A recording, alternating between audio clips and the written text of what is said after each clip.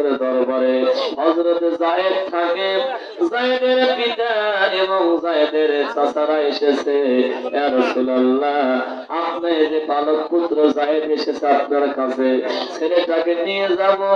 আল্লাহ রাসূল যায়েদকে ডাক দিয়ে বললেন, যায়েদ দেখো কারা এসেছে তোমাকে নিতে চায়।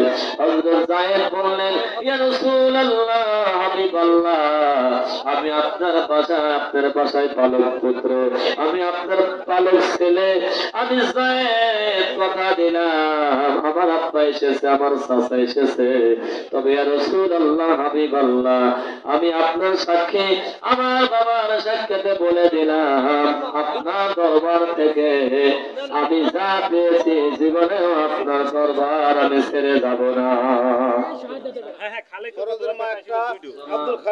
জনাব ফরজের মা একটা টাই করে বলেন মারহাবা।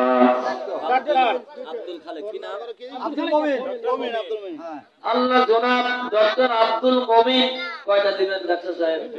দুইটা। জোরে বলেন মারহাবা, আরো জোরে বলেন মারহাবা। একটু হাত তুলুন দোয়া করে দেই, আল্লাহ আমার মা একটা টাইস দিবে, আল্লাহ দান কবুল করো, জানে মানে বাজার করো, লক্ষ টাকার মালিক বানিয়ে দাও। আল্লাহ আমার ভাইজান ডাক্তার আব্দুল মমিন দুইটা টাইস দিবে, আল্লাহ দান কবুল করো, ডাক্তারের পেশার মধ্যে বরকত দিয়ে দাও, দাম্পত্য জীবন সুখময় করো, ছেলেমেয়ের হায়াত দরাজ করে দাও। যত মানুষ আল্লাহ টাইসের উপরে নামাজ পড়ার জন্য সেজদা দিবে রে,